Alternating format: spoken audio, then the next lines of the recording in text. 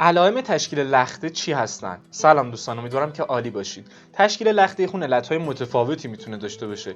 مثلا در دوران کرونا خود بیماری کرونا یعنی کووید 19 میتونه علت خیلی مهمی برای تشکیل لخته باشه.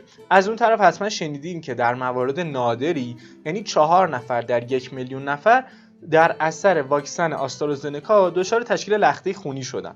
خب اگر ما این علائم رو به خوبی بدونیم و در مراحل اولیه شناساییش بکنیم و با مراجعه سریع به بیمارستان اون رو پیگیری بکنیم، میتونیم که به درمان بیماری امیدوار باشیم و از خطر مرگ نجات پیدا کنیم که بسیار حائز اهمیته. ضمن اینکه تشکیل لخته رو نه فقط در دوران کرونا بلکه به علتهای دیگه‌ای میتونیم داشته باشیم. مثلا در اثر خیلی از داروها مثل قرص‌های ضد بارداری، سفرهای هوایی طولانی مدت، نشستن‌های طولانی مدت، خوابیدن‌های طولانی مدت علت‌های شایعی هستند. همچنین خود بیماری سرطان هم میتونه یکی از علت‌های تشکیل لخته به خصوص در پا باشه. خب این علائم بسته به محل تشکیل لخته کاملا متفاوتن. مثلا اگر در پا این لخته تشکیل بشه باعث تورم، قرمزی و درد یک طرفه پا میشه. خیلی نادر و بعیده که هر دو پا دچار لخته بشه. تورم شده بود، درد داشت و قرمز بود، هر کدوم از این سه علامت سریعا مراجعه بکنید به بیمارستان تا بررسی لازم انجام بگیره.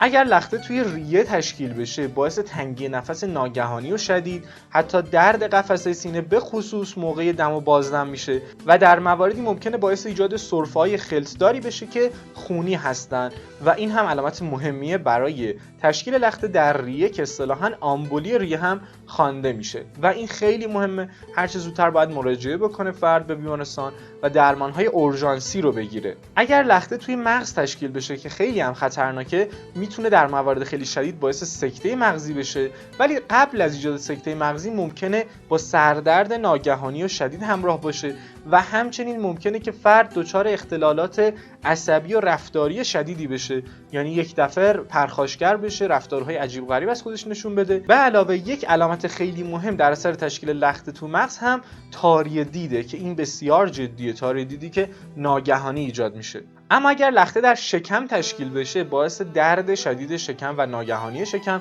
و در مواردی باعث ایجاد تهوع شدید هم میشه و عضو آخری هم که احتمال درگیریش وجود داره قلب هستش که ممکنه باعث درد قلبی و در موارد شدیدتر باعث سکته قلبی بشه. خب اگر این علائم ما همیشه در دسترسمون داشته باشه که من توصیه می‌کنم این پست رو سیو داشته باشین، هر موقع در معرض خطر لخته بودیم، چه در اثر خود کرونا، چه واکسن آسترازنکا و چه علت‌های دیگه‌ای که نام بردم، میتونیم مراجعه بکنیم این علائم رو دوباره و دوباره مرور بکنیم.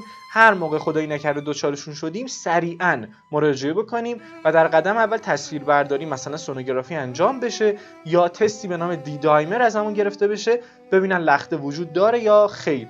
چرا که این لخته ها شوخی بردار نیست دوستان. هر چه زودتر با داروهایی که وجود داره و بسیار هم کارآمدن باید این لخته برطرف بشه و جریان خون توی بدنتون دوباره شکل منظم و سریع خودش رو بگیره. در مورد زمان معمول تشکیل لخته در اثر واکسن آسترازنکا که البته گفتیم خیلی نادر و ناشایع هستش، اینه که 4 الی 28 روز بعد از تزریق واکسن ممکنه که این علامت‌ها پدیدار بشه و نیاز به بررسی خیلی سریع اورژانسی هم داره.